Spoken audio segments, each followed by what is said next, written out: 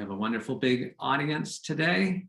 Thanks all for joining. Please keep yourselves on mute. Just a friendly reminder. Why don't we get started? Lots of good stuff to talk about today. So we will get going. So hi, welcome everybody. I'm Nick Fisichella, President and CEO with Schutig Institute at Acadia National Park, and super pleased to be kicking off session 5 of our Acadia Science Symposium. Already session 5. Wow. I feel like if there was a bright spot in the pandemic, having these multiple opportunities to convene the science community in and around Acadia through these sessions has been one of the few bright spots. And we've gotten to cover lots of great topics together, starting with the overview of research and with monitoring change, then early career opportunities, adapting to the future, in today's session on Wabanaki knowledge perspectives and science in Acadia. And these all match with our vision and efforts at Schutig Institute to create a better future for parks people and the planet.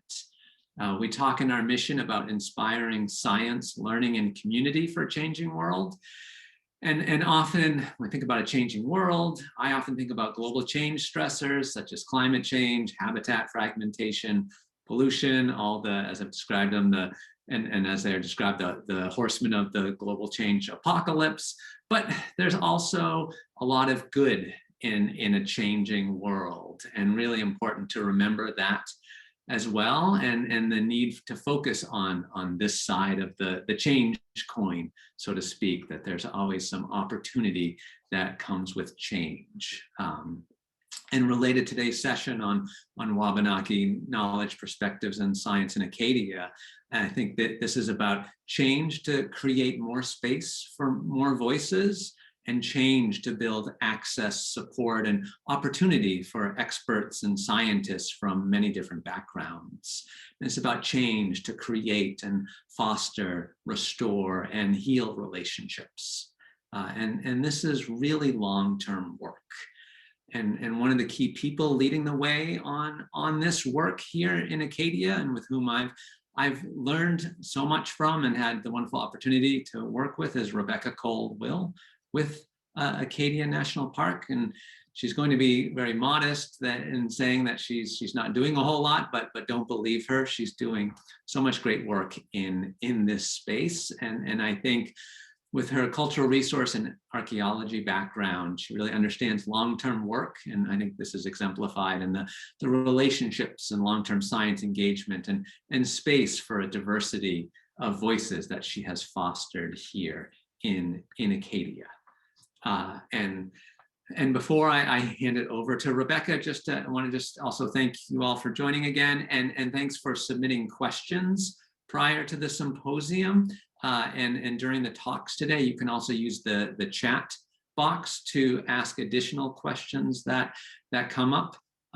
Catherine Schmidt, Schutig Institute science writer, will be moderating the conversation during the symposium and utilizing questions that were submitted earlier, as well as what comes up today. So please feel free to use that chat. And we are recording the session today, and it will be then posted on Schutig Institute's YouTube page, along with the other earlier Science Symposium sessions.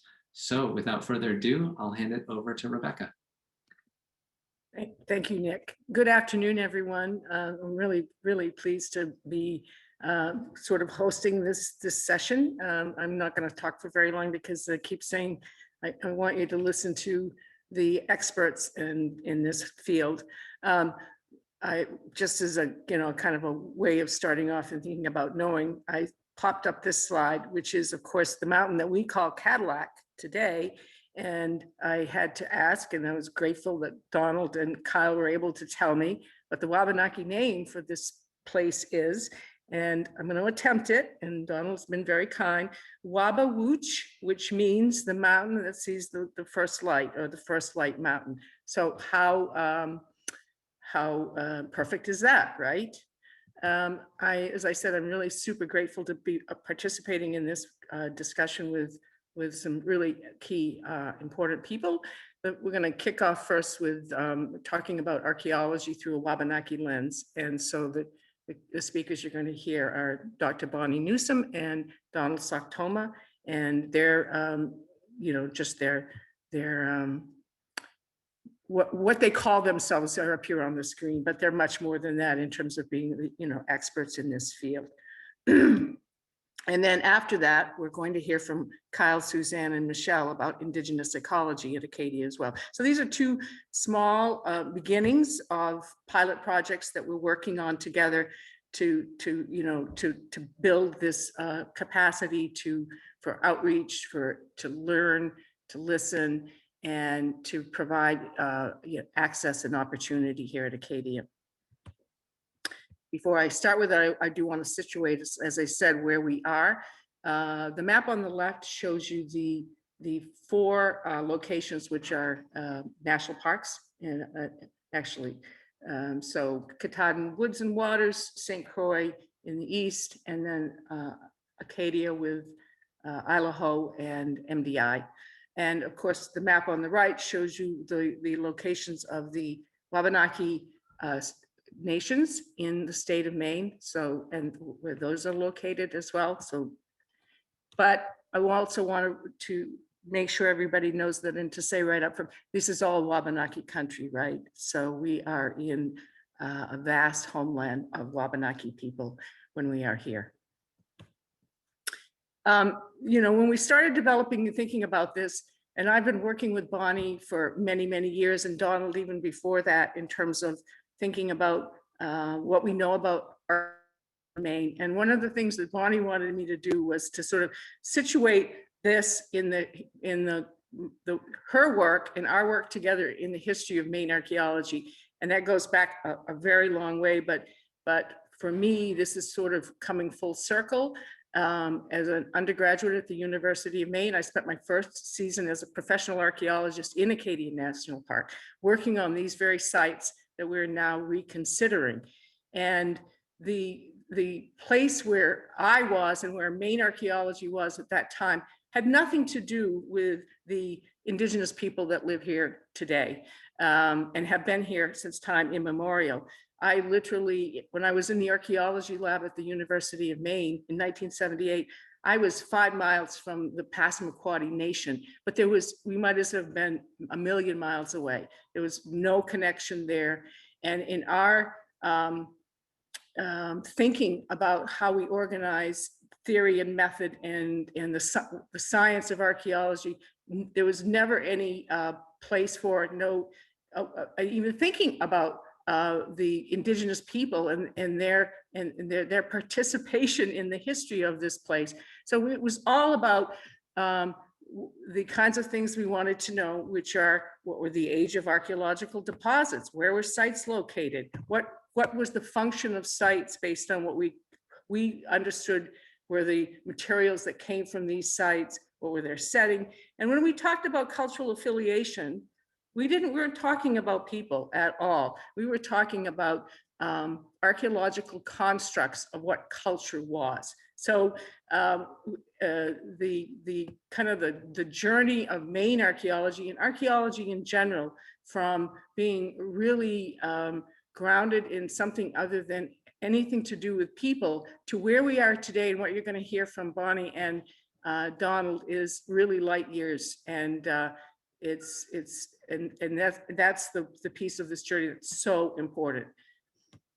The other thing that we were thinking about then, and even though it was climate change. So this is a site on Idaho that we excavated in 1978, and that site's essentially gone today. It is no longer here. We recognize and the importance and the issues of erosion and the loss of archaeological sites over time at that time, but tying it to this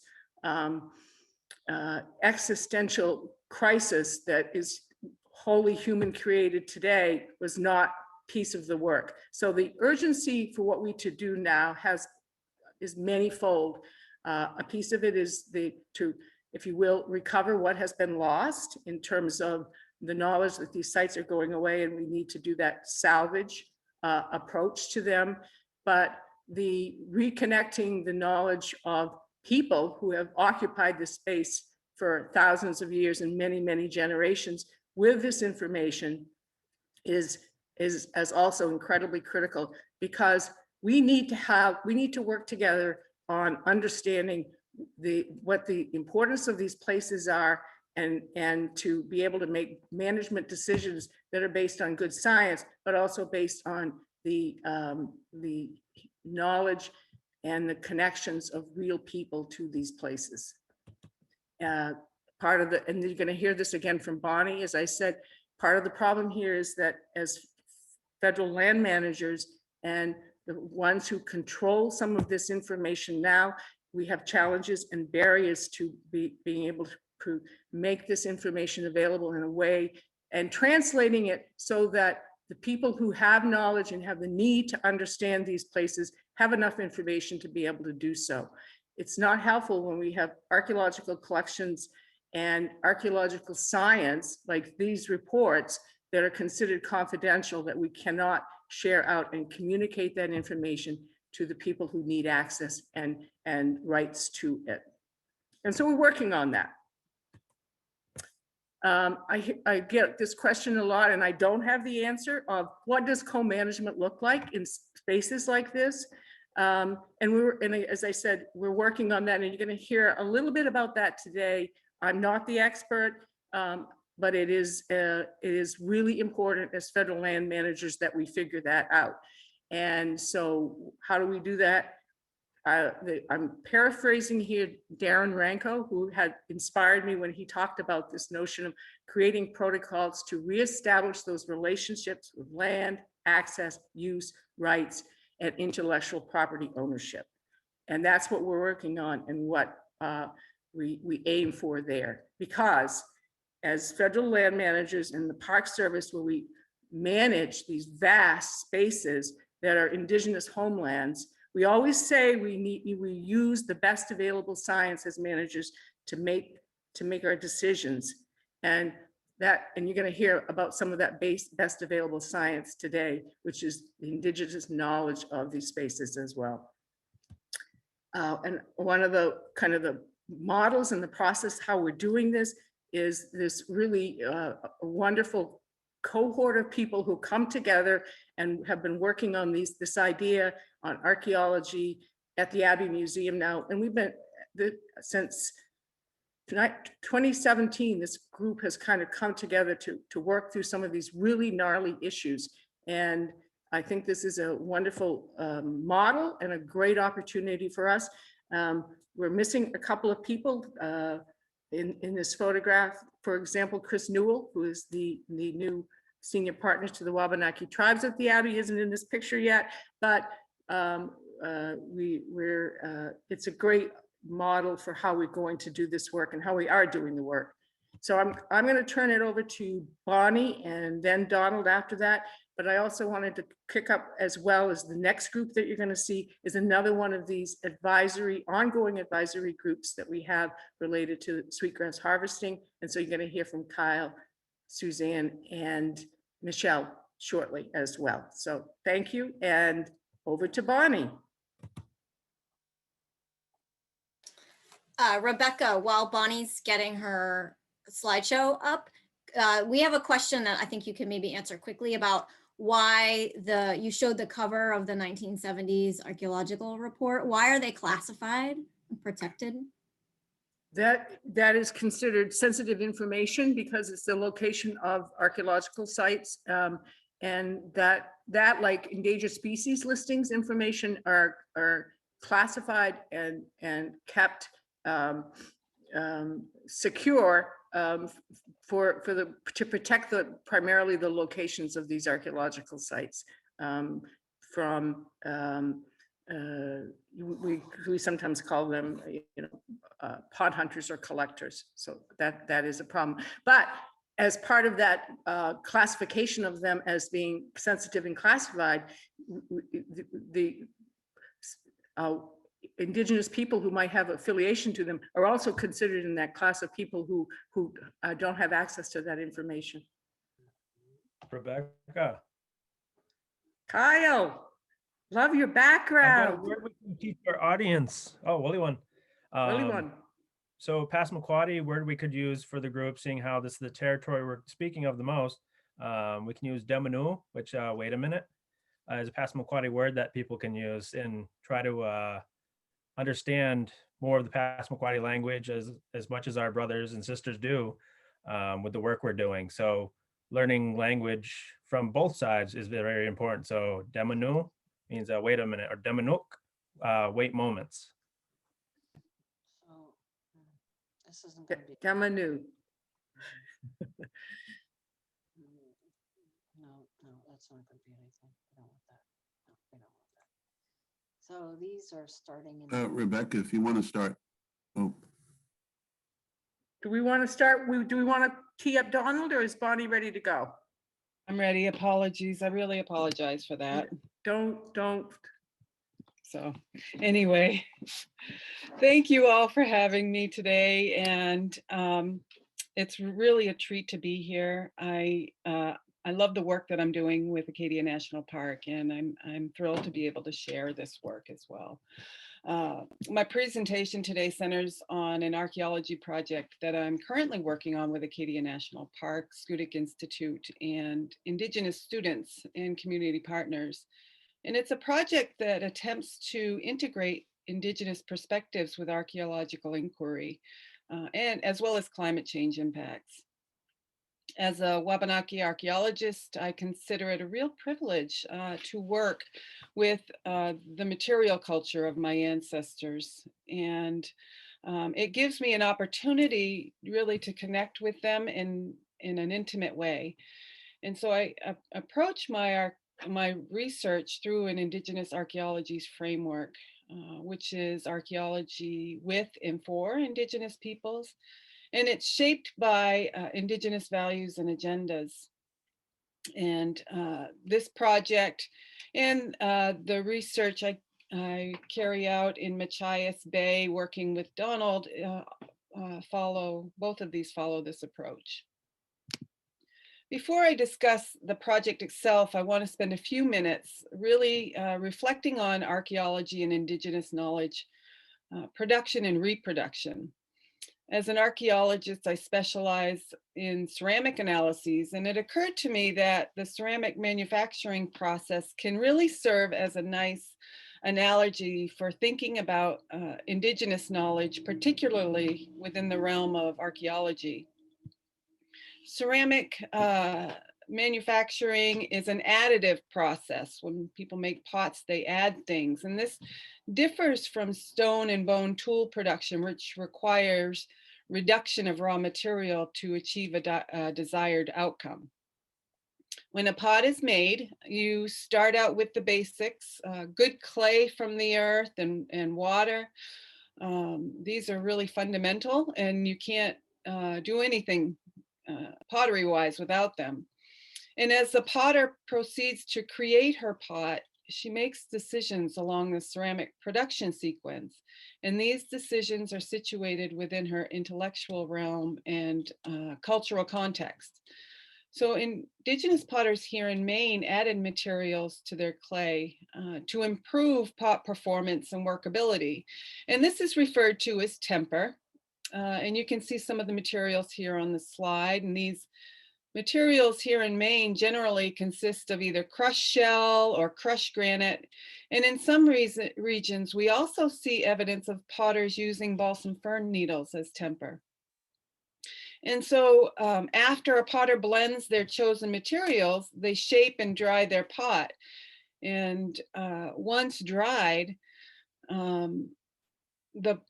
the potter's creation is fired, and it undergoes a transformation and becomes hardened. And once this happens, the pot can serve her and her family, or be traded or gifted, or however the individuals decide how it should be used within their community. So I see this as a good analogy for how I think about archaeology and Indigenous knowledge processes. As Indigenous archaeologists, we start with a basic understanding of our past, that's rooted in the cultural and intellectual processes that have shaped us. And as we conduct archaeological study, we add to these basics using what's available to us. And that includes elder teachings, language, stories, histories, archaeological teachings, and teachings from our ancestors.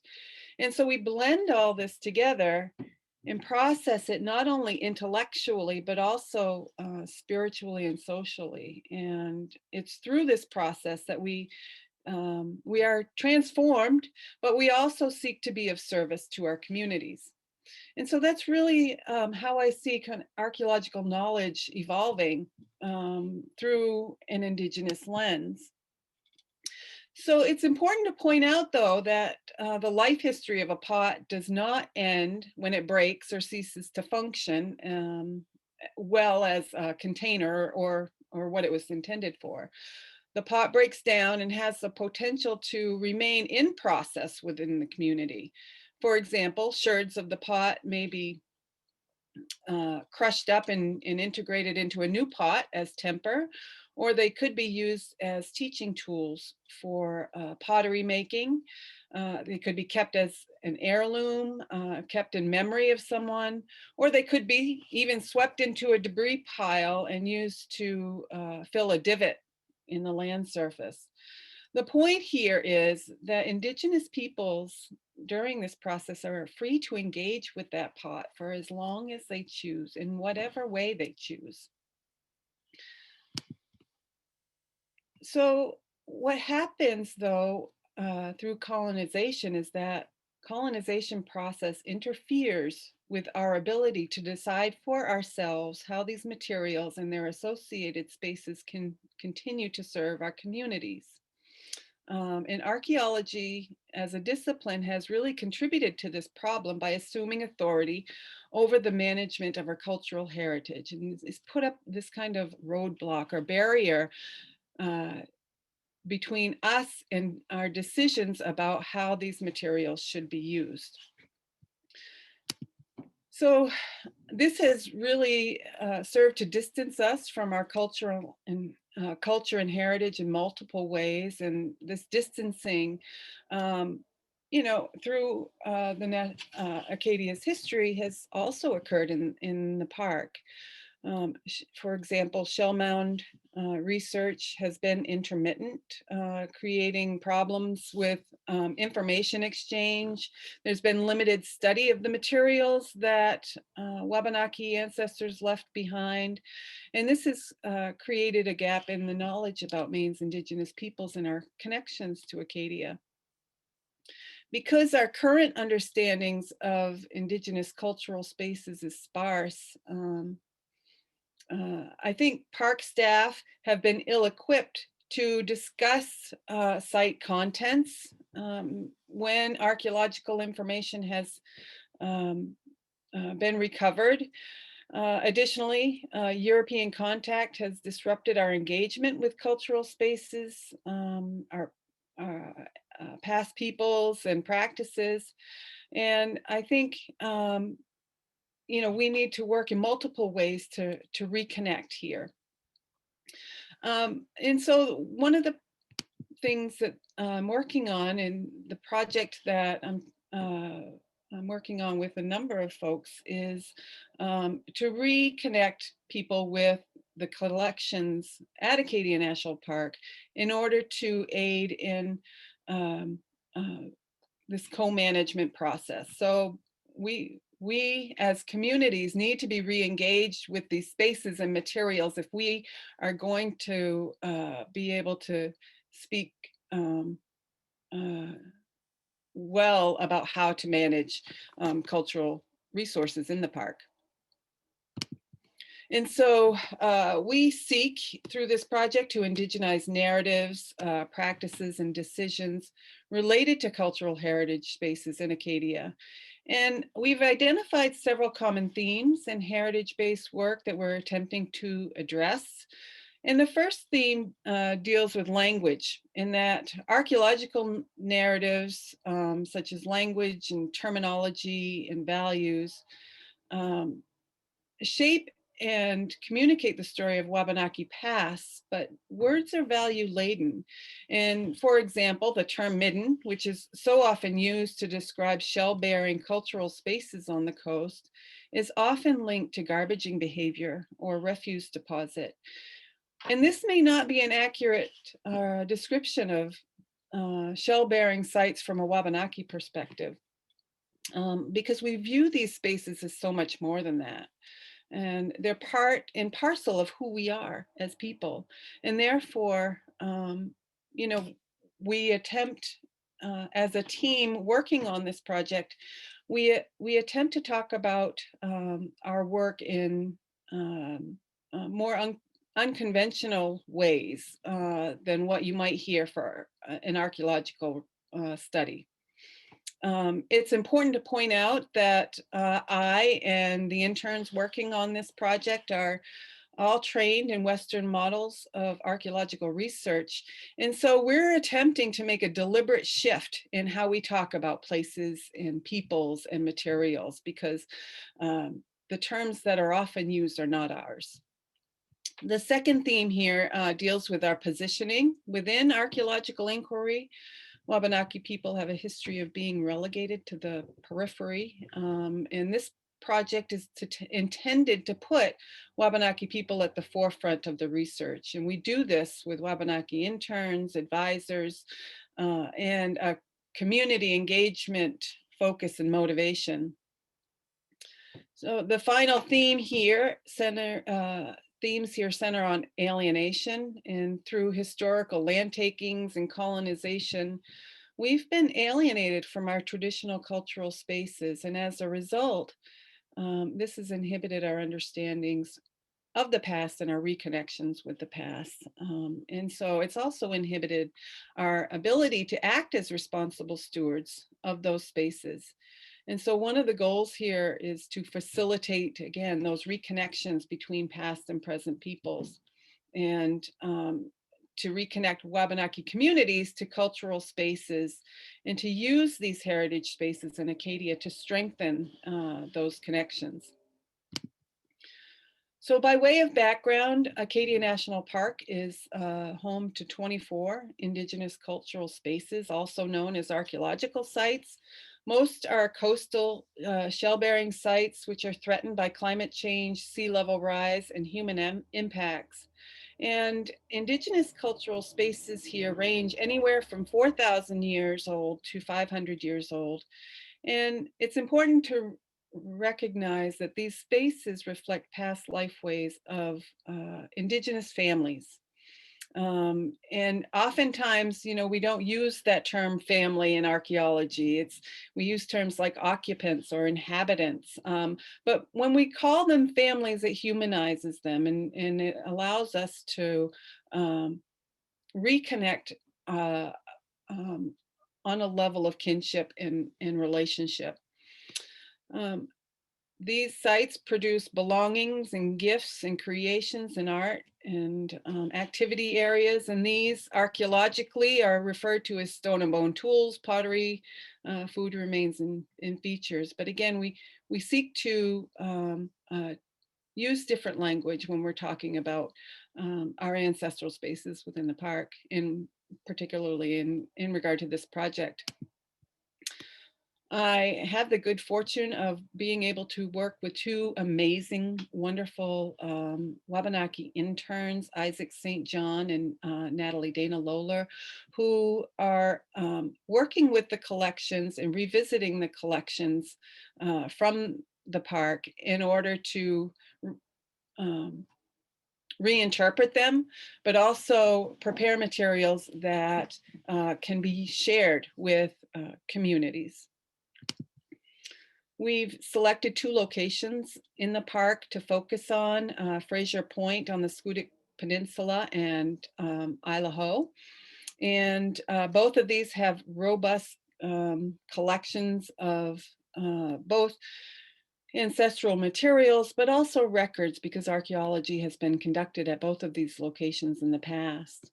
And there's early reports on both of these places, and they also represent diverse time periods and site types. We wanted to select places that had some diversity so that we could be able to share that diverse time and space and activities with communities. These places also have the benefit of having some ethnohistoric and historic research that has been done, and we felt that an archaeological study would be a nice complement to that work. So Fraser Point was excavated in the 1970s, and it's a soft shell clam shell-bearing site. And notable here are the remains of great auk and sea mink, and it's undergoing erosion, and it is threatened by sea level rise. We know that folks lived at this location roughly 2,000 years ago, and then again at 1,000 years ago and later. There is a post-contact use of this space, but it's poorly represented. And there's also a possible late archaic component, which dates to roughly 4,000 to 500 years old. And our hope is to begin to illuminate some of these aspects of the site in ways that will help inform the indigenous use of this landform. These are some images from the 1970s excavations at Fraser Point, and you'll note the photo on the left illustrates the shell deposits and stratigraphy at the site pretty well. The photo on the right is from the 70s work, and it shows the shoreline erosion at the time. I want to draw your attention though to the quote here, and it says, this is a quote by Dr. David Sanger, and it says, "The constitution of the faunal remains, the lack of features and ceramics, and the remainder of the artifact assemblage imply a temporary habitation emphasizing marine ecosystem exploitation and activities in which non-stem bifaces played an important role." So not to disparage Dr. Sanger at all, I learned a lot from him. He was my master's thesis advisor, and you know, he's a great archaeologist. But I share this quote as an example of the kind of language that needs to be transformed in ways to make it accessible to Wabanaki communities. And I see that as a part of our role in this project, so that Wabanaki communities can have the information they need to participate in stewardship conversations. And we really need to get away from that archaeology speak if we're going to be effective in that. Natalie Dana Lolar is focusing on the Isla Ho location, particularly the Duck Harbor cultural spaces, which gets its name because it was a location of molting ducks, and they were easy prey for hunters. This site was excavated in the 1970s as well. It was recommended as a district for inclusion in the National Register of Historic Places, but was withdrawn because the erosion had impacted its integrity. It has both pre and post-contact cultural spaces, and both shell and non-shell sites at this location. And it's one of the reasons we thought it would be a good site to focus on is because it's roughly 12 nautical miles from the Turner Farm site, which is a large site that we have a lot of information for here on Maine. It's been a lot of research done at that site. So we can contextualize Isla Ho with regard to what we know about Turner Farm.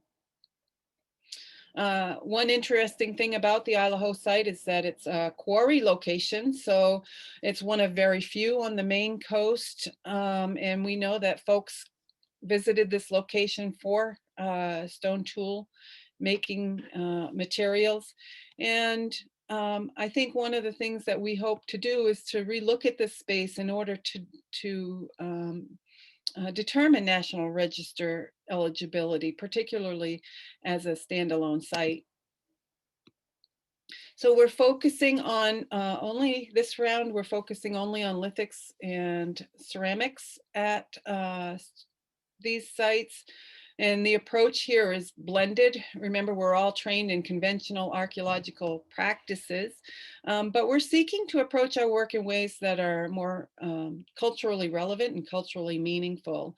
And this is the form we're using to record information about stone tools. And at the bottom of the form, we've included a space for Wabanaki language descriptors or indigenous language descriptors in order to describe the materials from a Wabanaki perspective. And this has really been a wonderful way not only to rethink what we're seeing archaeologically, but the students are advancing in their language understanding skills, which is, you know, a really wonderful byproduct of having them do this activity. We don't work alone on this project. We are not working in a vacuum. The Abbey Museum has been a major player in decolonizing archaeology for decades, and they have an archaeological advisory committee that is comprised of Wabanaki and non-Wabanaki representatives. And this group guides our process and serves as a sounding board for our ideas and plans and approaches. All of the Wabanaki Tribal Historic Preservation Officers have been part of this advisory group, and they are important for helping us move through this process in appropriate ways. And, you know, the university and Schoodic Institute and the National Park Service have all been very supportive of this project, and they've given us the autonomy to approach the research in ways that we feel appropriate as Wabanaki archaeologists. So these are really just some closing thoughts, and this list will likely evolve as the project does, but some important takeaways include the acknowledgement that partnership on archaeological research has matured over time, and that this project is really grounded in relationships and personal histories that span decades. Indigenous archaeologists need space and opportunities to break away from conventions. And I can't stress that enough. And when that happens, new interpretations and new thinking emerges. This project is also about both shared knowledge production and resilience. And so we're doing this research in a way that actually is designed to reinforce our cultural heritage within our communities. And from my perspective, that makes us resilient, not only with regard to climate change impacts, but also with regard to how we deal with being in a colonized situation. One of the important materials, as you know, I think the initial presentation on how materials are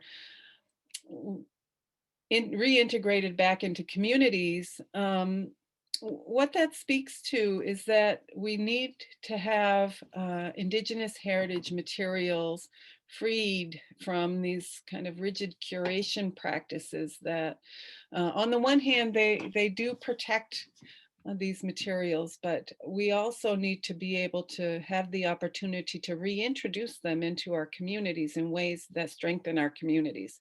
And so I think breaking down some of those rigid curation practices or rethinking them is an important takeaway from this work. And finally, I would say that stewardship dialogues really need to start from a place where all parties are well informed and knowledgeable about what is at risk of being lost. And I think as Park Service managers and being partnered with them, we can begin to convey those messages both within the Park Service arena as well as in our tribal communities. So with that, I'll just show my credits and then I'll pass it back to Becky. Thank you.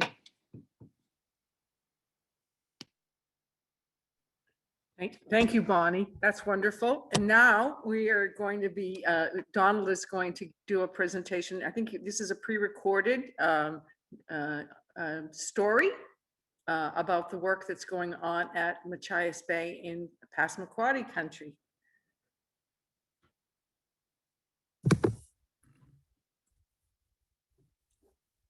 Tangak, Naliwizu Donald Soctomah, Passamaquoddy. Greetings, I'm Donald Soctomah and I'm the Passamaquoddy Historic Preservation Officer. Today we're going to talk about coastal petroglyphs and archaeology and outreach.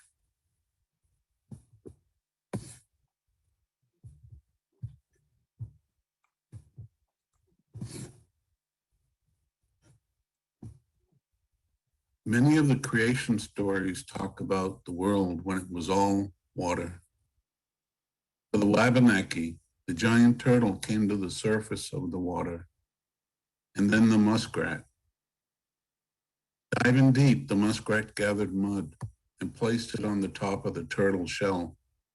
This was the start of Turtle Island, which we call North America. People left images on the shell to tell a story of their journey.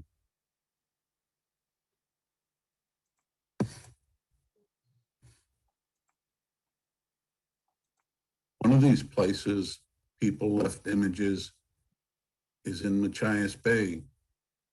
This happens to be the largest number of petroglyphs on the east coast of North America. And they're within our Aboriginal ancestral homeland of the Passamaquoddy. Scientists have dated these images at 3,000 years ago, with the rising ocean tides hiding some of the older images.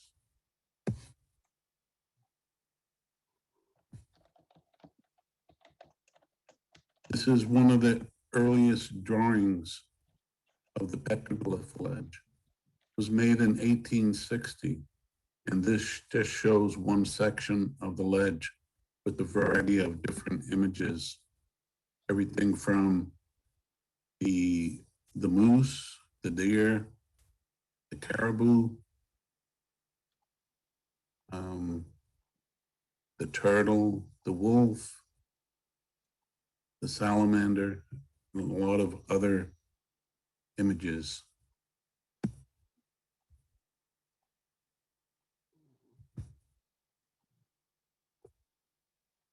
A connection between place and time through Indigenous Wabanaki worldview. Images are powerful. Is this an eagle reflection or eagles doing their mating dance? Only the eagles know for sure. But we can only interpret what we see. Oral history comes from the ones who were there, and it's passed on through the ages.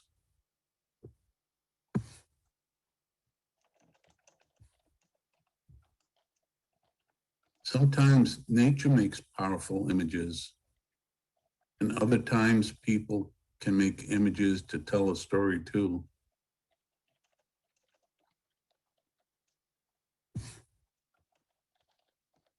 What do you see from this naturally made rock?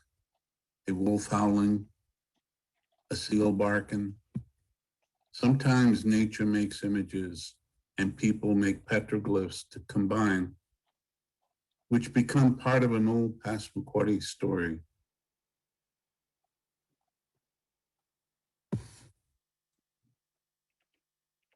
Sometimes the images are part of a ceremony, like the calling of the spirit of the animal.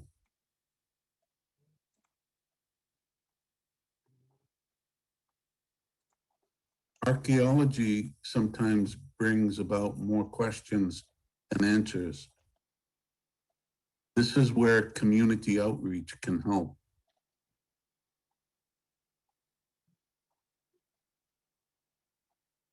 A spiritual connection with a community is sometimes a healing process.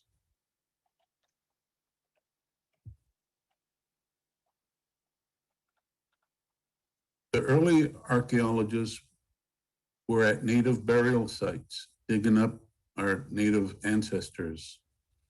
The tribes felt betrayed. The relationship went downhill.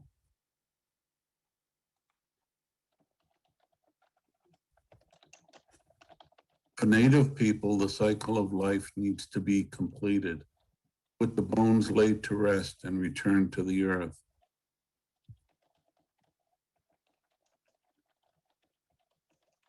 Passage of the Native Graves Repatriation Act changed the direction of this relationship.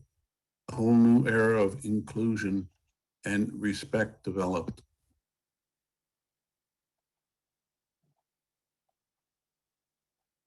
Students showed a deep, genuine interest in learning about the native ancestors and the petroglyphs along the ledges, and wanted to know how people lived at that time.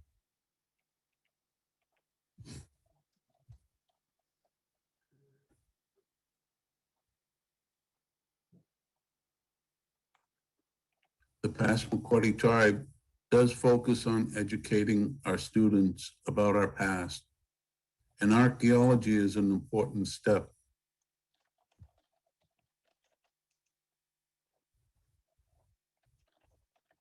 We know that the past comes from our ancestors, and they have to be honored to have a spiritual connection with their messages or what they left behind.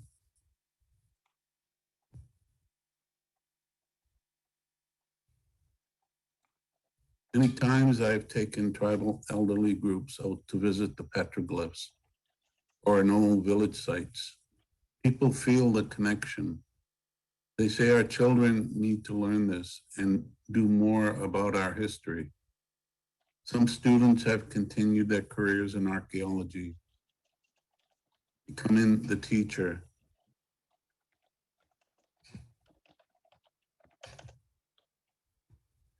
Piecing together a story of a unique time along the coast shows that life was hard.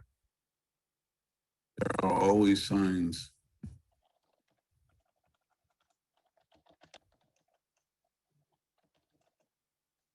Tribal partnership with the University of Maine has brought about an understanding on both sides of respecting many opinions.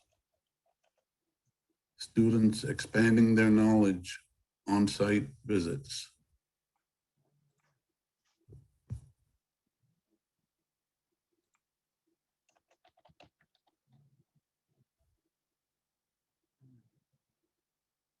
A successful archaeological season from UMO.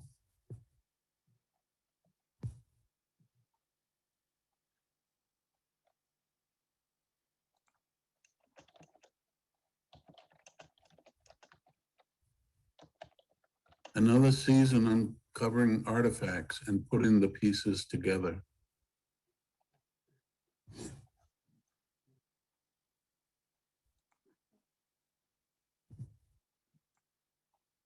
This was once the floor of a wigwam.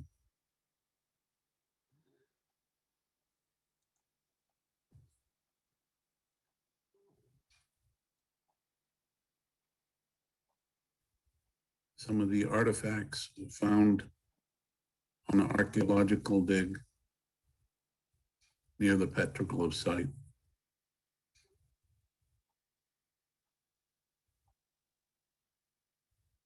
Archaeology also helps artists to interpret the story from their point of view.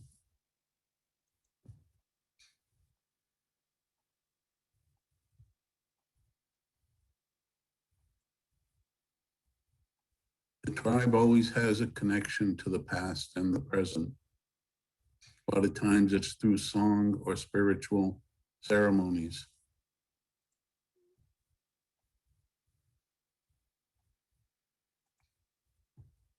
Petroglyphs exposed to climate change, the rising ocean, and the extreme of temperatures.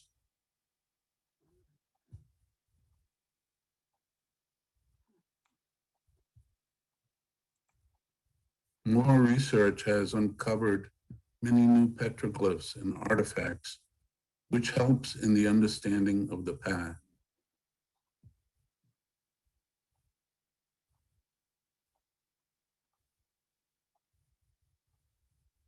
Some of the most endangered petroglyphs in the world are along the coast, where it gets the extremes in weather.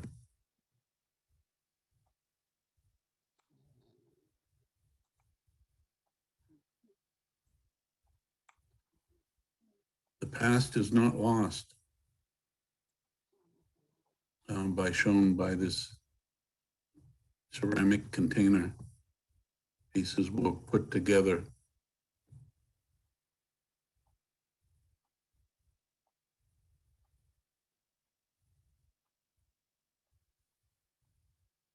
Scanning technician. This photo shows the extremes of the weather, the spalding of the protected layer on the ledge, the flaking of parts of the rock, and the freeze and thawing, creating more cracks in the ledge.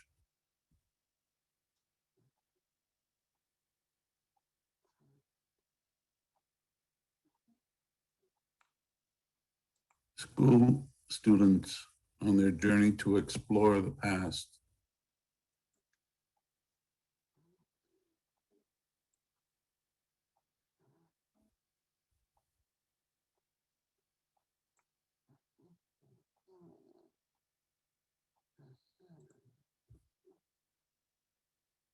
Learn from archaeological material might reintroduce old skills like this atlatl.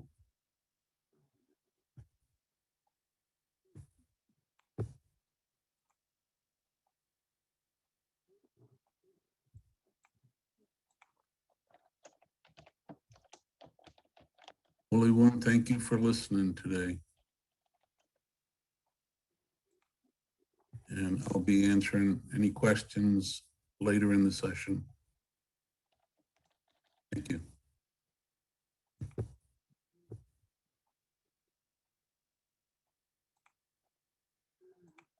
Marvelous. Thank you so much, Donald. Next we're going to hear from Kyle Lolar. I just wanted to just tee up one thought here. In one of our discussions at the Abbey Advisory Committee meetings, one of the things that came up was, well, let's science the heck out of this. And so some of the discussions are around using sophisticated ground-based LiDAR technology to do some mapping. And Donald is working with some Park Service folks that are working on bringing that technology and that capacity to helping to record and preserve the petroglyphs going forward long term. So we got science coming at us from both ends of the spectrum on this one. Next, we're really thrilled and get back to the land again, and we're going to have Kyle is going to kick us off with the discussions around the Sweetgrass harvesting project, but I suspect he will be bridging some pretty fundamental ideas with his presentation next. So over to you, Kyle. Thank you. Actually think we were setting it up where we were going to start the talk and then Kyle was going to talk next. So I'm going to briefly talk for a second. Okay, my bad. That's okay. I think Michelle is going to share the sort of title page. Michelle and I are going to co-present, and then we're going to ask Kyle's Kyle through a couple, the beginning and the end, for him to reflect on some of the things we were saying. We thought it was really important to have Kyle a part of our presentation, where he harvests a lot. He holds a lot of knowledge, and he's a sweetgrass harvester in this project. So we really like the sort of interplay, because oftentimes Michelle and I are in the role as the sort of the scientist in this sort of thing, and it doesn't leave a whole lot of room for culture sometimes. It's frustrating. So thankfully Kyle agreed to come. We're going to talk today about restoring relationships. So Wabanaki plant gathering in Acadia National Park.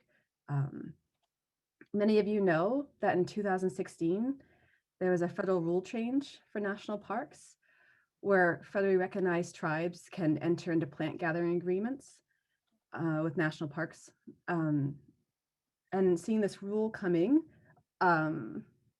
Rebecca Colwill and then Michelle Baumflek helped to draft up a proposal to get initial funding to sort of address some of this stuff that was coming. Like, how is Wabanaki Nations and Acadia National Park going to work together with this federal rule change? And there's some criteria in the federal rule change. It has to be a federally recognized tribe. There has to be for cultural uses. There's also an environmental assessment conducted for any species gathered in the national park, and there has to be a finding of no significant impact. And as Becky was saying, that they have to use the best available science to make these decisions. And sometimes that can be a challenge when there's very little sort of published science on the sustainability of Indigenous practices, right? That's an old tradition. And when you look to the literature for anything for Wabanaki, harvesting practices is very little there. So how can managers make a decision when there's no best available science available to them? So with that initial funding, Michelle started consultations with nations to decide to figure out how can we start this process. And overwhelmingly, people express they want to start with sweetgrass. So we thought we could ask Kyle then to describe what is the importance of sweetgrass to him culturally, and to other, to our nations culturally, and why is access important? So no. So I'm gonna start off by doing what I've been traditionally taught to do when meeting a new group, kwe, which means hello or greetings. One of my Mi'kmaq elders have taught me that one of the ways they use kwe is I come in a good way. I come to bring good knowledge and good fortunes to you. I don't come to bring any harm. So kwe is a greeting that we use. And then Nujiao Panawahpskek, Dujiao Panawahpskek, Nwizi Kyle Lolar. My name is Kyle Lolar. I'm a member of the Penobscot Nation. Without them, I am not Penobscot. And without the land, we are not Penobscot. Most people come from the idea that Penobscot County or Penobscot, this is our name, but it's Panawahpskek, meaning the person in Panawahpskek, the place of the white rocks where the water widens out. And the reason why I start off with using my language that was born into my DNA is it's the same DNA that the land comes from. My ancestors give to the land when they pass away, but they also are given life from the land. And the reason why sweetgrass is so important to us is it connects the living world with the world of spirits, of Dupguan, full of life. Dupguan is our word for soil. Roger Paul, who's a great language teacher of ours, speaks to elders all over Wabanaki or Wabanaki territories, which is Wabanaki territory. We over time have shortened it. And he's learned that every little essence of who we are and what we are goes into the plants. And that's where my passion, that's where my love is through the plants. And when I take the work that I'm doing with Suzanne, Michelle, Donald, and everybody else in this program, it's around connecting those two worlds. So when we take sweetgrass, which is one of our 4 sacred medicines, we're taking parts of our ancestors' past that help nourish and grow these and then bring them into our living world, which bridges the two, brings that connection. One of the things that we go through is, this is a modern day concept of my land, my resources. Our ancestors didn't believe in that. If you go to any Wabanaki territory, you have tribes who had responsibilities and took care of the land, managed the land, and shared resources with one another. And in return, other groups would come in and harvest what they needed. And Suzanne has actually done an amazing job in terms of doing this, because not only she brought in Passamaquoddy, she brought in Penobscot, Maliseet, and Mi'kmaq all to this territory, which is what we traditionally did before colonial walls came up. And the importance of that sweetgrass is we are starting to reestablish those roots once again. But when you do root reestablishment, you also have to manage the path to and from that. Suzanne, how would you like me to move forward past just talking about the importance of sweetgrass? What we're trying to dip the science in between, because I want to make sure this weaves as best as we can. It would be important for people to hear about access issues, why potentially being able to harvest here is important. Okay, I just want to make sure I'm not keeping the science out, because they definitely go hand in hand. They really do. So I'll get into a little, not so cultural, but a little more personal story about sweetgrass and how it does connect to science and why it's so important to have this access. The first time I ever did a student from the University of Maine came to me and asked, would you be willing to do an interview? And I agreed, did my interview, and it was kind of a, thanks for your time, I'll see you later. Didn't hear anything else. In that story, I shared about how I would go from territory to territory, harvest sweetgrass for elders, ceremony, anybody who couldn't really get to it, and give it away whenever it's asked of me.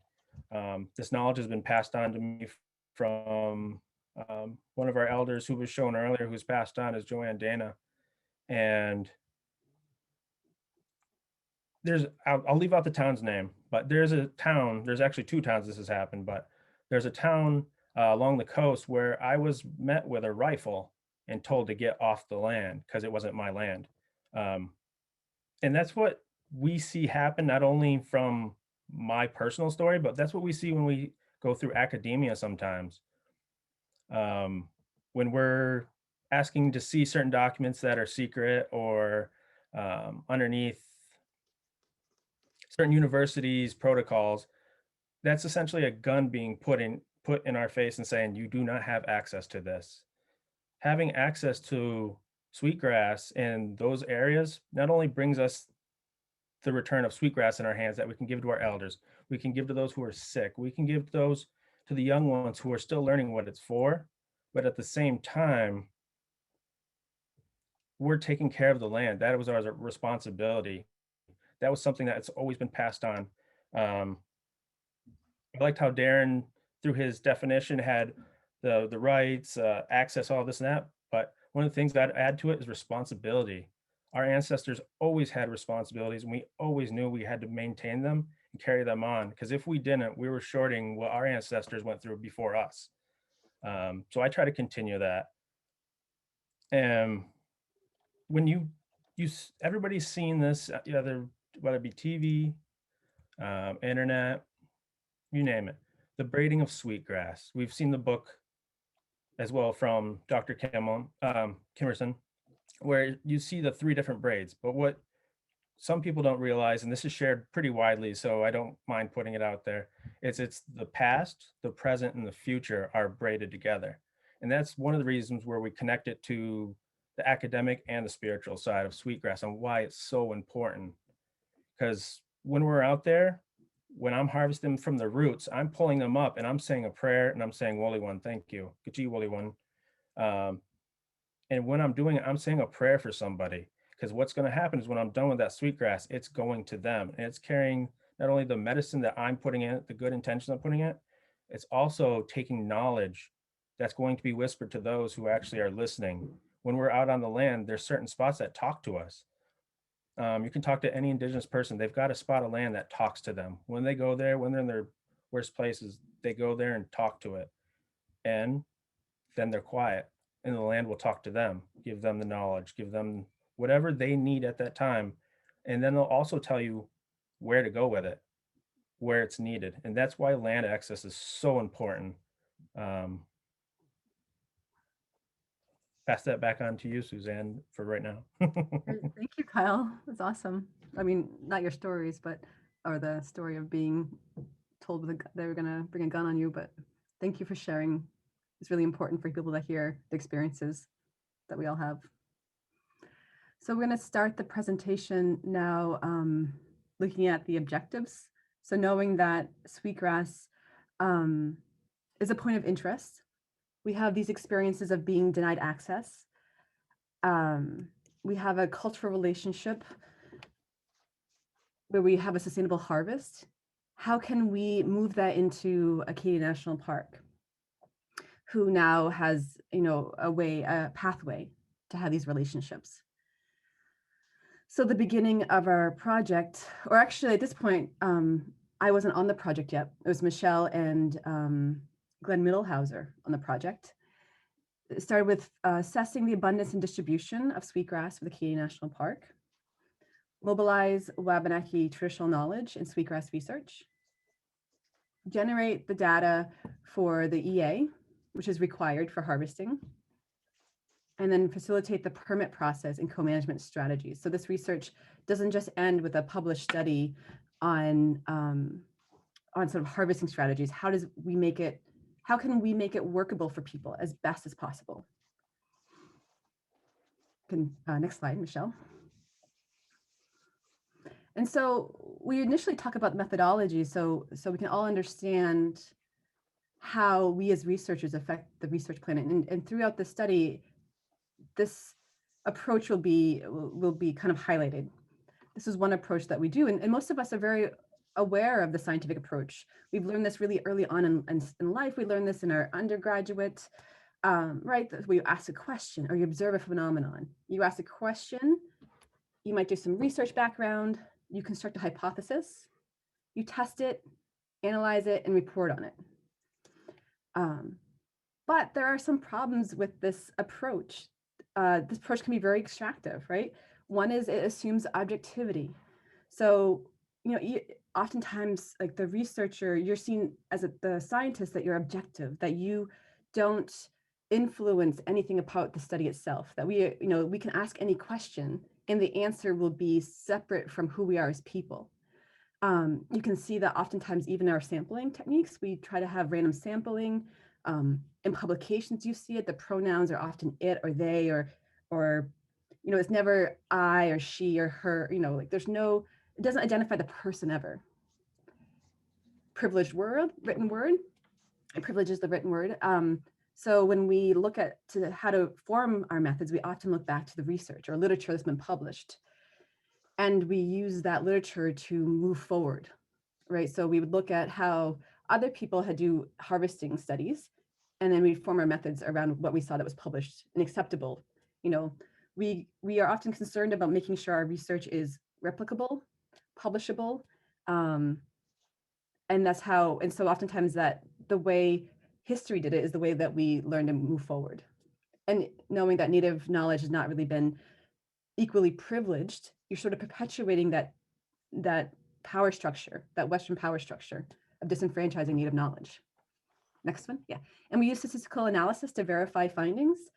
Right, so statistical analysis is the tool of this approach, but we often try to fit Western indigenous knowledge through that sort of funnel, and what we report on those outcomes to verify what Native knowledge is, and that breaks down Native knowledge in a lot of ways, and then it ignores social justice. So oftentimes, as a researchers, we're never responsible about the outcomes. We never talk about how can this be applied, or how is the outcomes going to affect people, or how can we create research that creates change for people, because we are objective, right? We have no role in that. So if we're objective, we ignore social change as well. Okay, thank you. So we do use a scientific, well, we use statistical analysis in this project, but really our methodology is what frames the research is Indigenous research methodology and participatory action research. So PAR, it's a social science methodology. It's used to address real life problems. The researcher and participant work together. Action for social change, and it's iterative, so it can change. You learn as you go. That as researchers, we are active participants in how we formulate the research. And IRM is similar, but it's not in the social science methodology. It's seen in its own sort of realm where it centers Indigenous knowledge. It doesn't have a Western framework dictating it. And Native people are seen as experts, where Kyle is an expert in this project of ours. We are not telling him what to do. He and the group that we have formed sort of co-develop things together. Relationality is a component of IRM, where as the researcher, we are relational beings to everybody in the project and to the thing that we focus on to research. So we acknowledge our relationships and our we are an agent of this project, of the outcomes, or in the outcomes. And reciprocity is to ensure that the outcomes have benefits, to give back. It's not just taking. It's actually ensuring that in this group, it's giving. You can move on. Yeah. Michelle now. Thank you, Suzanne. And thank you to everybody else who already presented today. That was really incredible.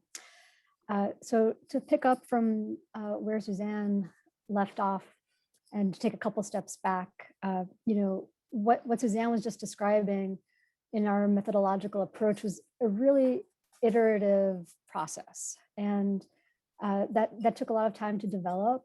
And there were missteps along the way, especially early on. And it's really important to acknowledge that was coming from a place that, even though it was inadvertent, it was still very much perpetuating those ideas about the privilege of Western science, even though that's what we were not trying to do. That's what was happening. And so I'll explain a little bit about that, especially regarding this, some of our first season of work here. So what we began to do after identifying through these consultations that Sweetgrass was really the plant that was of most interest, especially because of all the access issues, was working with an excellent botanist, Glenn Middlehauser, who does a lot of great work with the park. He started to do an assessment of the sweetgrass distribution within the park. And so he assessed all the marshes, and Suzanne and I went out with him some to do some of this work as well. So, it was a presence and absence of these 25-meter grids, basically, what's going on, where's the sweetgrass, and then also abundance. And again, this is a botanical classification. This is not a Wabanaki gatherer's classification of where sweetgrass is or where good sweetgrass is. So this is something to acknowledge right up front. But Glenn did create this kind of abundance matrix and identified places, in one marsh in particular, that had a good amount of sweetgrass. And you were finding it was actually everywhere throughout the marsh, but the more abundant and perhaps the longer, more attractive sweetgrass for gathering was located around the perimeter of the marsh, right? So we also spent part of that 2016 season starting on some initial conversations with gatherers. And I should mention, I'd love to mention that at this point, during the 2016 season, it was part of the way through that Suzanne joined us on this project as a co-PI. And, again, in this recollection of this process, this should have happened at the beginning of the process, to have not just Wabanaki sweetgrass gatherers and knowledge holders, but leadership of the project from the beginning. And that's a reflection as I'm talking through here. But in any case, we did some initial botanical work with harvesters within a marsh. And we realized pretty quickly that some of the methods we were using, if we were trying to understand the nature of sweetgrass harvesting from a scientific, Western science perspective of what's that response like? We tried some initial things and realized that they weren't really appropriate. And at the same time, we were implementing some participatory research frameworks that were really grounded in discussions, and talking with people about their preferred harvesting techniques and where they would prefer to gather within the marsh, also learning a lot more about the spiritual and cultural meaning of sweetgrass for people. But the way this translated, that was an initial field season. So another message here is that this is 5 years later, and this takes time. That these processes take time, and hopefully the more we do them, the smoother processes can become.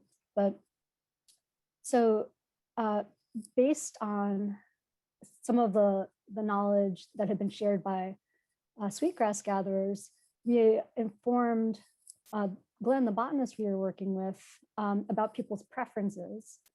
And there wasn't necessarily like direct interaction, which again is something else that we would love to highlight here as a better way forward for the future. And to again assess sweetgrass response to harvesting, a very, again, from a Western science perspective, a very sound methodology was set up to kind of assess gathering along these transects, 10-meter long transects. You can kind of see them in the bottom corner there. The idea being that people would harvest along the transect either every year or every other year, and we could come back and assess responses. And there were control plots that went in. And that's what these red lines are that you can see in the map. They were in places of sweetgrass abundance, again, identified not by Wabanaki gatherers. Pretty quickly, it became incredibly obvious that this was an inappropriate way to be doing business, like for a lot of different reasons. But some of the main ones was that it was just incredibly disrespectful to Wabanaki gatherers and to their knowledge. We were in essence realizing that these were not places that sweetgrass gatherers actually wanted to harvest. Even though the difference between that place of interest and the transect might have been 10 feet apart, but it wasn't a place that they would have selected. And then we would have been asking people to harvest in locations that they wouldn't have chosen themselves. So what kind of results would we get from that? It was disrespectful in not letting them express their knowledge and their connections. So we quickly moved to a more Indigenous research methodology led way forward, which is that the harvester chose where they wanted to harvest. Genius, right? Like that people showed us where they wanted to harvest. We were still using what we call meter square frames as just a way that we could mark and then come back every year to kind of see how things were changing as a permanent location. But basically we put them down and people harvested as they would throughout that plot, but in peripheral areas as well. And so we could revisit plots year after year. We also established control plots in those same areas, again, identified by gatherers as this is a place I would love to harvest right here too. So we had good comparisons there. And during this year and then also in the following years, people wouldn't just come themselves. People came out with their families and with their children. And it was really incredible time shared together and learning. And I'll pass this on to Suzanne to talk a little bit more about what people shared with us.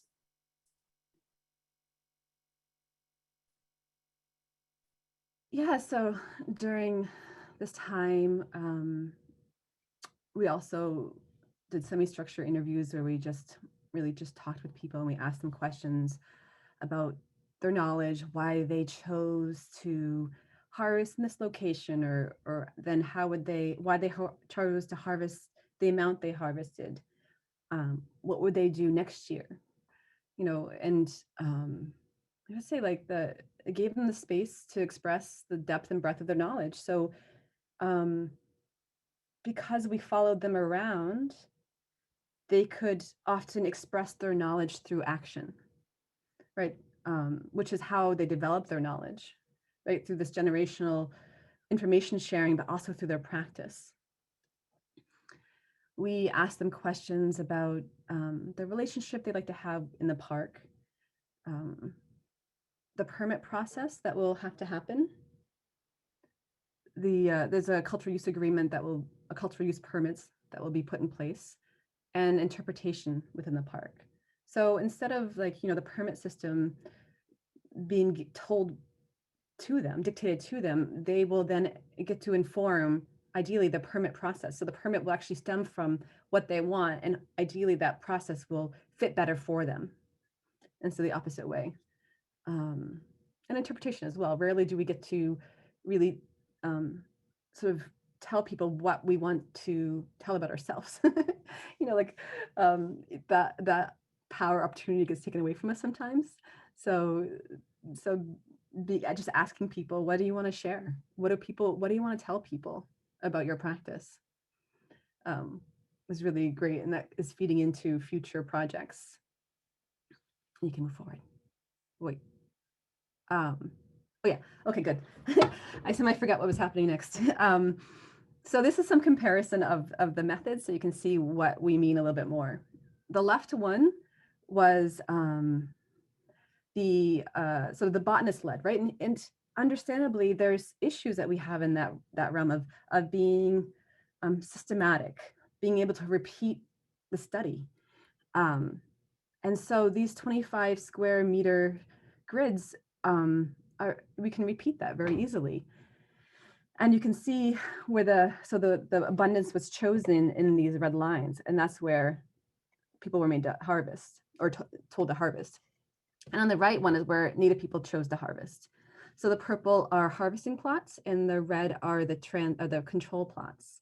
And so this is the same area. The scale is a little bit different, but you can see that gatherers chose to harvest further back from the channel than what the botanists had determined abundance. And that this sort of migration of the area follows what they were seeing. Like they could walk along that edge and determine themselves, like, yes, this is what I want to choose to pick. Compared to sort of coming into a marsh and us telling them, you can pick here. This is the spot that was chosen for you. Okay, Michelle. And another example of the different scales. Oftentimes, right, that scale is very different. On the left side is the box. The orange box, that's 25 square meter grid. And harvesters really did not harvest that much, right? As like in 25 meters. That pink area is kind of the space that was seen as optimal sweetgrass to harvest.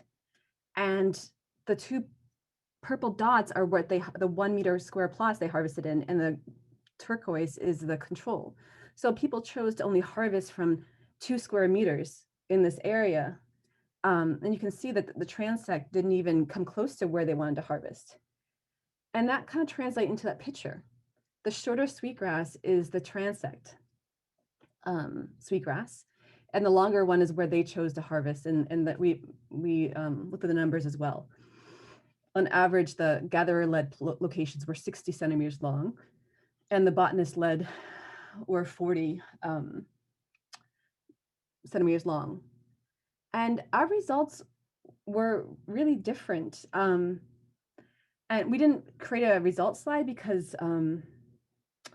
we're not published yet, and we're working on a publication now, and we chose not to have those being re-recorded.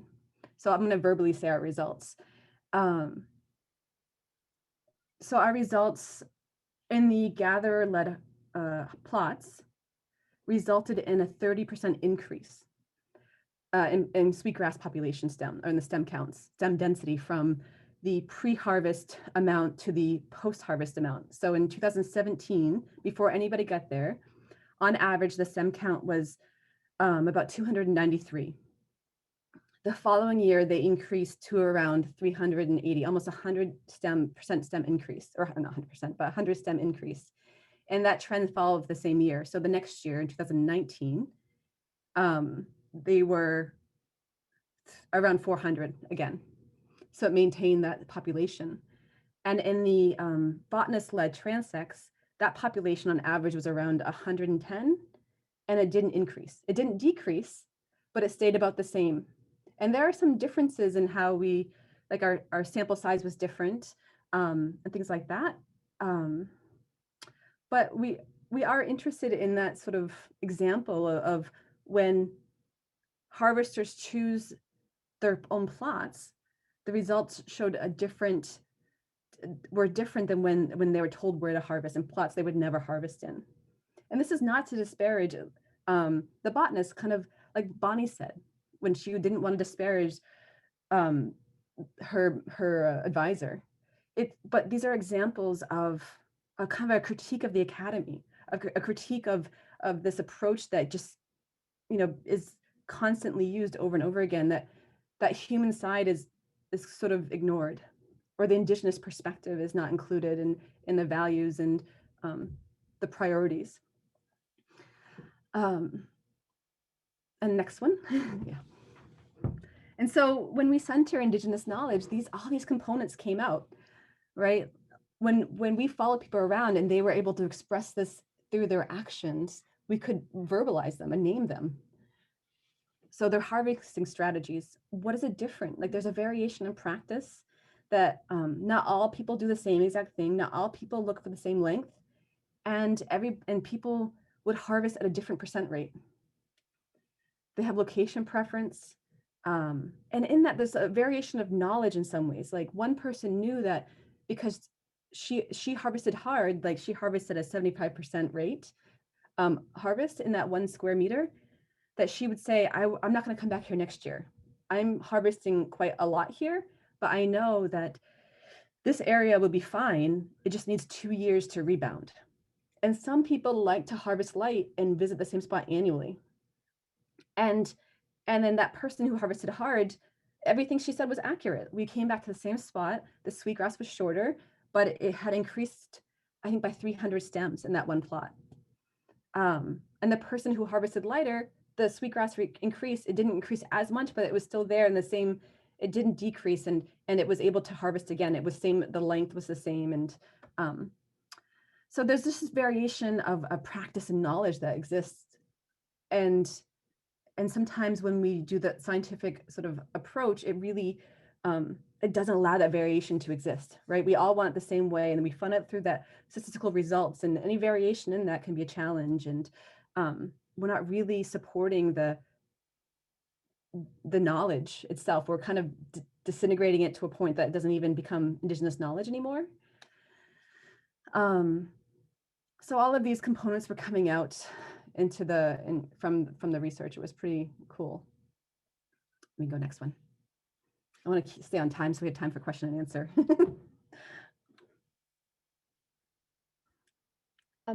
And we just wanted to mention this parallel that this is happening, within Wabanaki communities, and there's a history of science, especially like ethnobotanical science, that has excluded indigenous knowledge in meaningful ways, and it has real ramifications. So, and a very similar example, it comes back from a couple of decades ago down with the Smoky Mountain National Park and the Eastern Band of Cherokee Indians around the harvesting of this plant called ramps or wild leeks. It's a delicious wild onion. But the park is situated on Cherokee homelands, and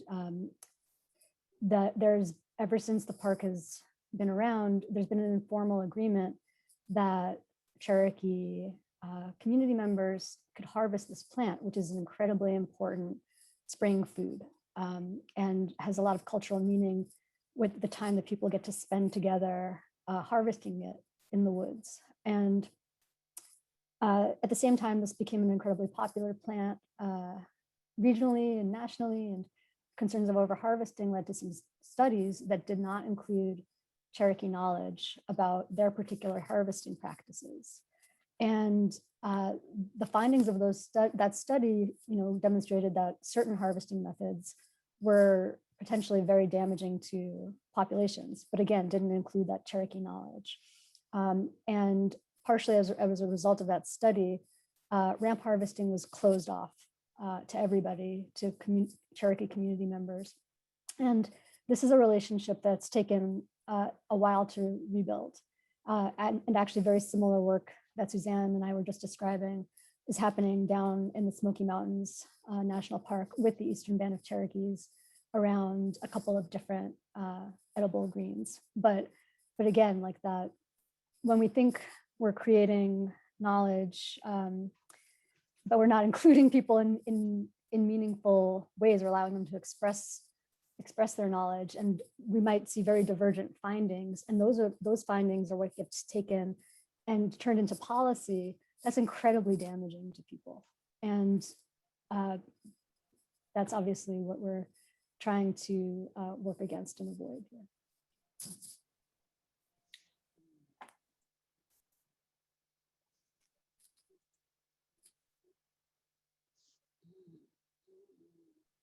This is a component of reciprocity in the IRM, right? We have, well, this is part of PAR too, the annual meeting or annual workshop where we all get together. Harvesters, Becky, law enforcement director, some regional NPS staff. And then we just talk about all of the results, issues, concerns. We established a working group to kind of work through the permit process that is a little bit challenging. One thing that Gathers expressed was concern about Wabanaki intellectual property. And we're moving forward to hire a lawyer who's Jane Anderson, who's extremely knowledgeable about protecting IP. And she's to write an MOU so that we can assert back some of the things that we want instead of just being told this is the rule and this is how you fit into it. We're hoping to write something back to say this is actually how we want to be in this rule or how we want to work with the park. Collaborative writing and develop appropriate interpretation. And then I think that's the end, but we did want to wrap it up with Kyle, as well as bring like the human aspect of what it was like to be part of this process. Kyle, I'm hoping that Kyle can speak to, as a gatherer, what was it like to be included into this research and your experience in the research and what sort of implications you think it has for the future. Holy one. As I shared earlier in the story, this isn't my first time being in part of a Sweetgrass study. This is actually one of the numerous times. The first one was ask questions, see you later. I haven't heard from the person since. And for the past probably 400 years, that's kind of how academia has been with indigenous knowledge. They come to get what they need, put up their wall and hold on to it. But the thing is, if you've ever read any of Thoreau's works and you've seen what he's published out there in the world, he did that with Penobscot guides and listening to Penobscot people and their wisdom. And there's still a disconnect between the two because we're here today talking about this disconnect. So Suzanne and Michelle did something that academia absolutely needs, and that's to bring indigenous knowledge at an equal playing ground, equal level, or what analogy you'd like to use. Not only did Suzanne and Michelle come to me and ask me to offer my wisdom and my knowledge, they gave me wisdom and knowledge back, that reciprocity part. They allowed me to not only take my knowledge and share it, they gave me the ability of what I call icy ice. Any of us who's ever been on ice fishing or seen a river, the first thing you're told is, make sure somebody who knows what they're doing goes out on the ice first. So icy ice is, I was informed of what was going on. I was consulted, involved, And then I'm allowed to collaborate, and then they empowered me by not only making my knowledge knowledgeable and worthy, they gave me knowledge back with what they were doing. And that's the disconnect right there. That's how we're trying to make it more human again, because knowledge isn't just a tool for people to advance their careers, it's to advance a community. I absolutely love and respect Rebecca's work for what she's done with Suzanne, Donald, myself, Michelle, Bonnie, all of us. This wasn't just a, hey, how you doing? I want what I got from you. I'll see you later. Rebecca's been putting in decades with us. She's worked with my wife, Natalie Lolar, since she was a young archaeology student. These are the relationships that we need, but we also need people to ask this one very valuable question. Why do you want this relationship? What is important for you and what is important for us? Because it's not always going to match.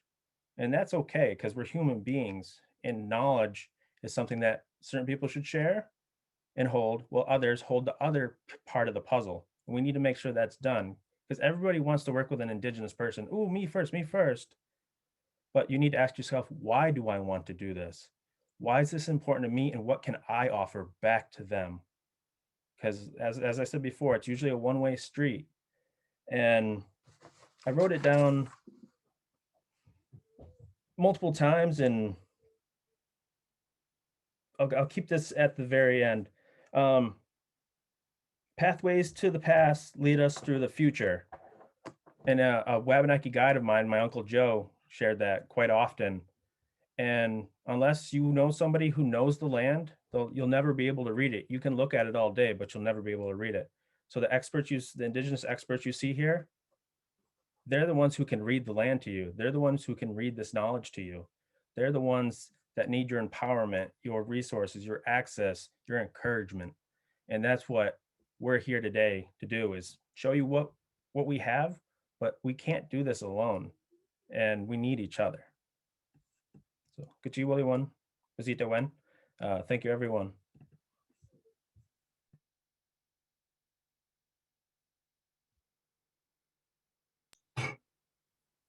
Well, thank you, Kyle. I mean, you've heard some amazing stuff today, and I just want to say, and I appreciate that you reminding everybody that I've been doing this for decades. Thanks a lot.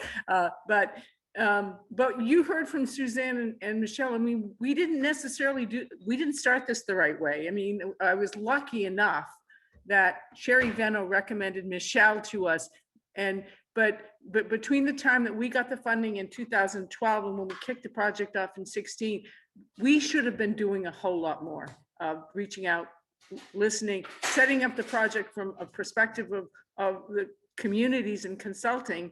And so it's really hard work, and I have made so many mistakes, but I am grateful for the grace of people like all of you who have give your time and your knowledge and your kindness to someone like me.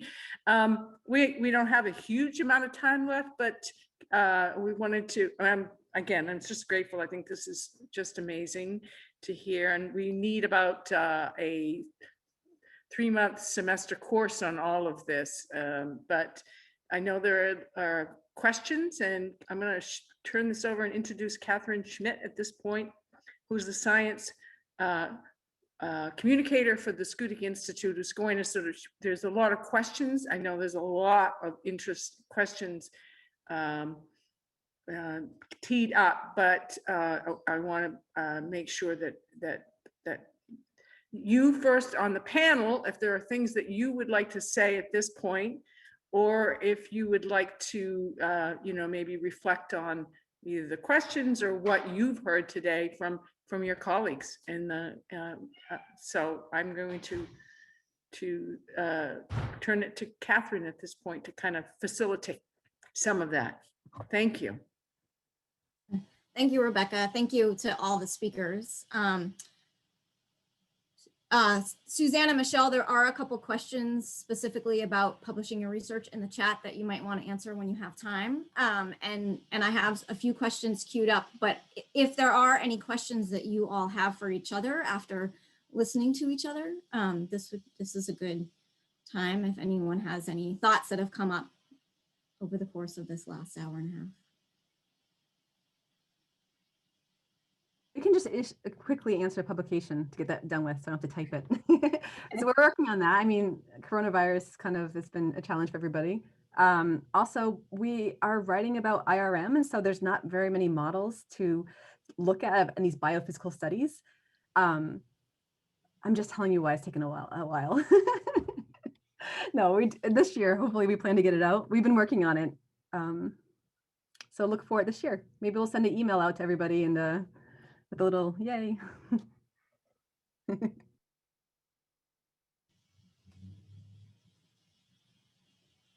Any other comments or questions from the speakers?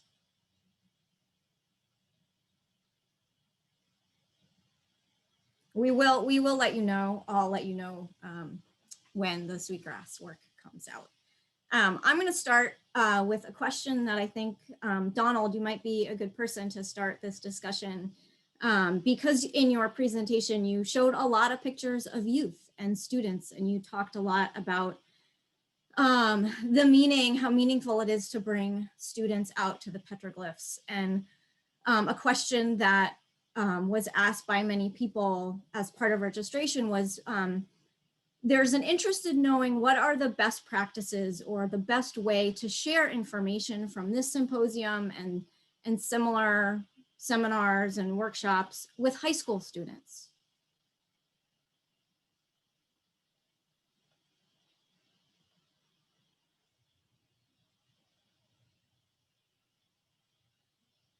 Well, I get a lot of requests from schools about information, and part of that is making myself accessible to them and trying to provide them with information. The schools see a need for it. That's why statewide there's the Wabanaki Education Initiative that's going to all the Maine public schools. But I try to make it a point to take school groups out there, not just tribal school groups, but public too, because they become our allies on trying to preserve places like this. And it's important for the tribal children to get out there to learn their ancestral history that's been sort of left out of the books for a long time. So there's certain information that I don't release if it has to do with spirituality or locations. It's just, that's the way I do it. Everybody might do it a little bit different. Thanks. Do others have thoughts or experience sharing their work with high school or other students?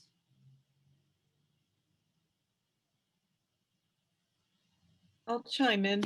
One of the things that I like to try and convey to people is not to compartmentalize Native American or Wabanaki studies, because as I think many of you have seen today, the Indigenous experience can be integrated throughout many, many, many lessons in how we educate young people. So you could integrate some climate change information into your lesson plans that provides examples for how it's impacting Indigenous peoples, either through archaeology or land loss or whatever. So I would encourage people to really think beyond the month of November, you know, and to think about weaving Indigenous lifeways and knowledges throughout your math classes, your English classes, your earth science classes, your history classes, all of those things, and not try to compartmentalize it. That would be my one piece of advice there.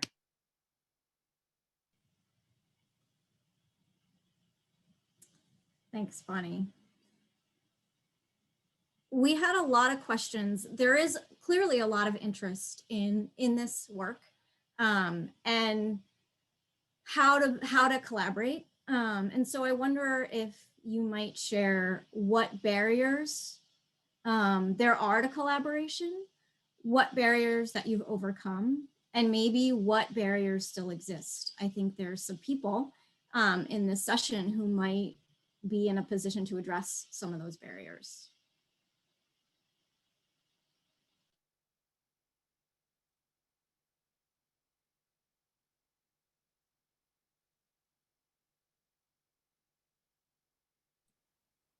Well, I will just kind of, maybe I'll prod my colleagues a little bit, because this is super challenging, right?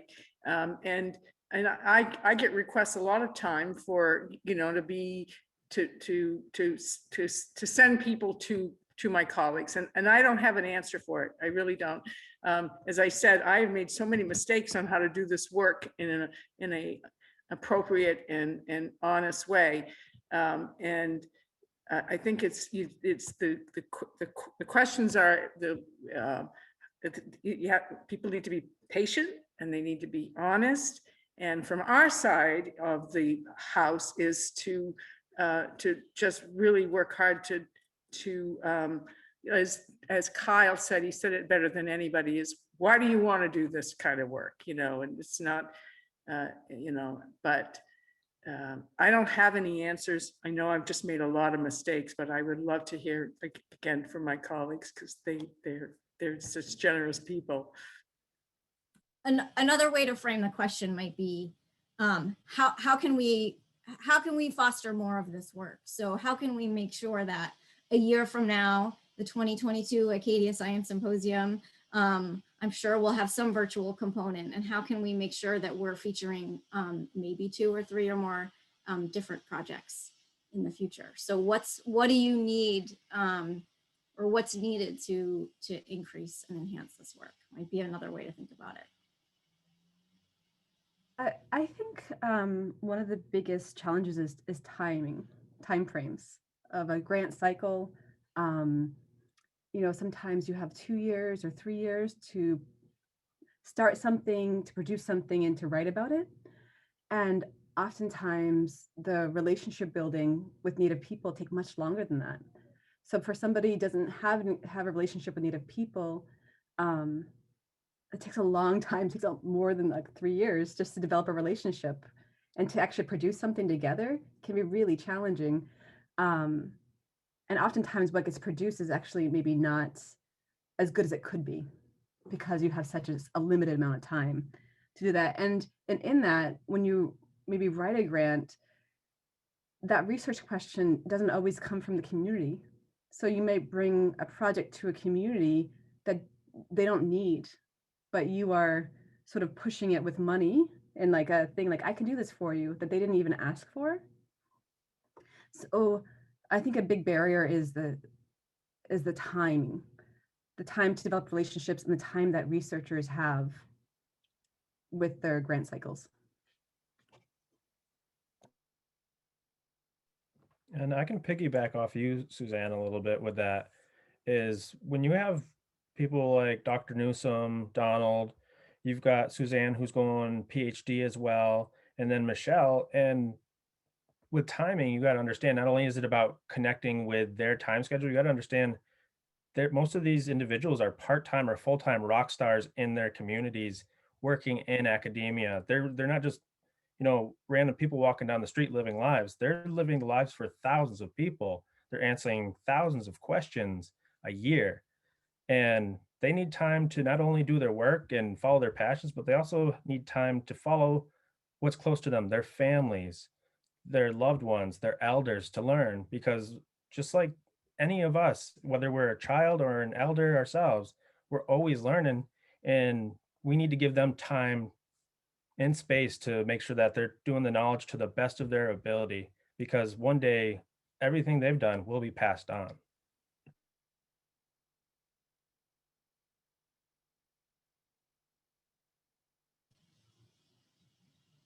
I have another barrier that I just thought of. Also, the outcomes might be different from what the scientists think the outcome should be and what the actual Native people that you're collaborating with. Oftentimes, those Native people want more of a holistic maybe application or a result outcome. They want to usually bring use. There's numerous things that they might want to include that are not listed in that project or don't have the funding for. Right, so sometimes it's very limited of what you can bring to the table, and it doesn't address everything that Native people want for an outcome. So there's some problems there, so not problems, but some friction that exists, and it makes Native people frustrated that you're only, so the scientist is only able to help out in this one thing that they find valuable or worth addressing, and not the community. A quick follow-up question to that, and I do quick because there's one more that I really want to make sure that we get to, and that is, I think maybe this is coming from academic researchers wanting to wonder how can they make their research more relevant for the community, and what are, you know, is there a way aside? I mean, I think Kyle did raise this, think about why you want to do this work. But a desire maybe to know those things earlier rather than later. One thing I've noticed over time is the lack of information that's returned back to the community. When I've done some research in Native language, there's all kinds of research in Passamaquoddy language, but it was done in China, Germany, California, and somebody's writing it for a PhD and project, and the tribe never gets that information. You know, what findings or what was the results. They come into the community to learn the language and write about it, but we don't find the results. It's the same thing with archaeology. A lot of the archaeological work doesn't come back to the community, the information. You know, we have a good relationship with Acadia, but I see for educational wise, for that information to come back to our community, for people that are interested in learning more.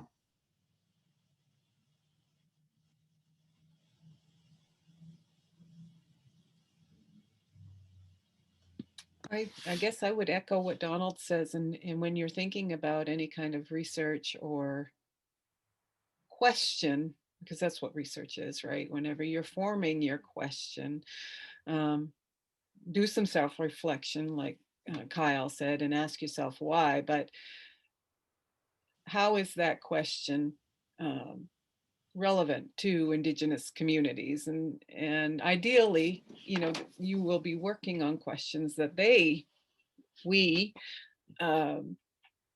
form.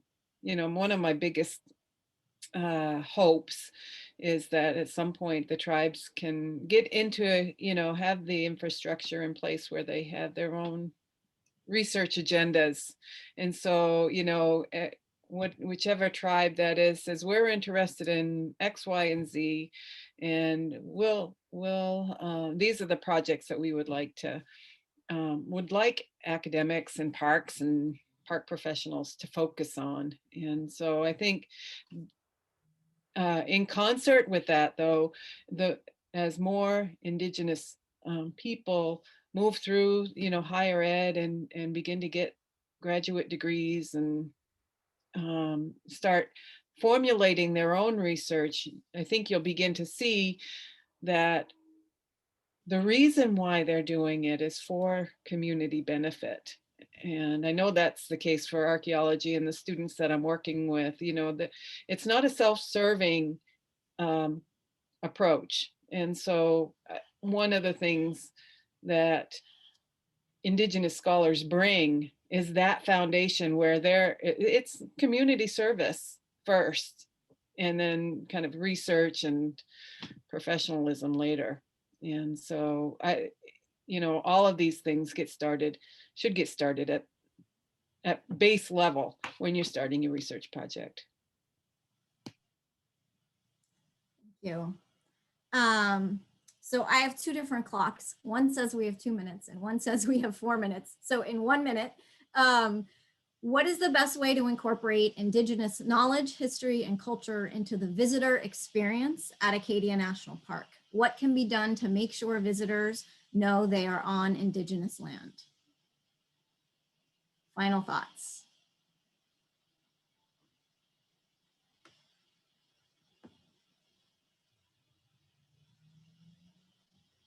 Well, when you're on Indigenous land, I think there's different layers to think about, different knowledge layers. And I gave a place name talk last week, and I wanted people to think when they look at the land of all the different layers of knowledge, thousands and thousands of years of knowledge that's been brought into a certain place, a certain location, and to think about that. And the tribe's been, if we talk about sweetgrass, harvesting sweetgrass for thousands of years in that location. And then there was a cutoff about maybe 150 years ago. People denied access, and then it's starting to come around again. Access is a big thing, and it's a good question.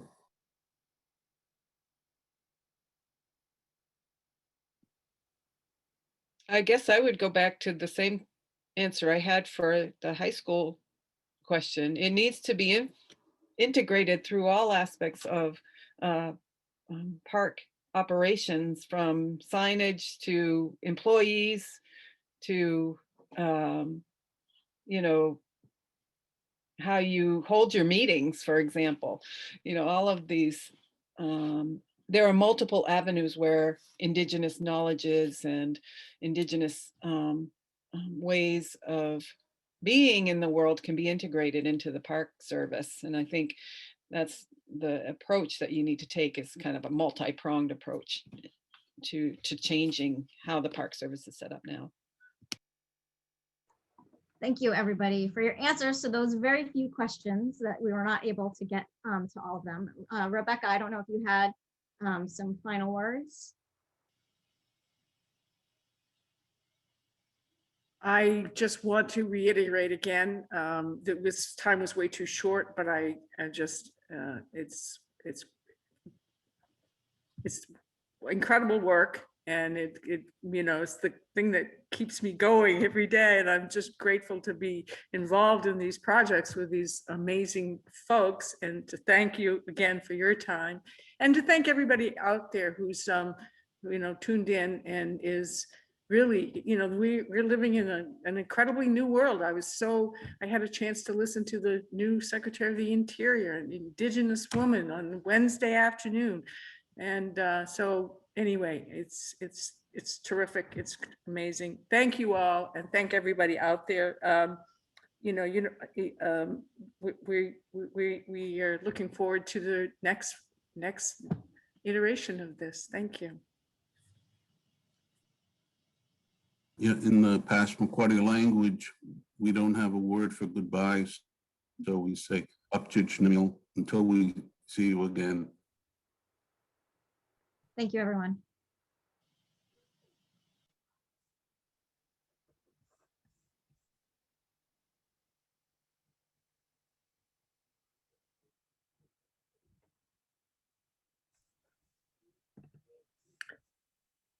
I'm serious, all of you. This is just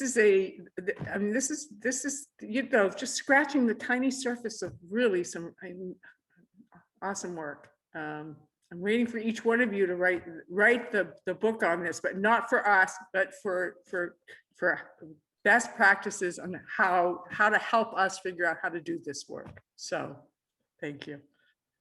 Yeah, thanks, Bonnie. Thanks, Michelle. Thanks, Kyle.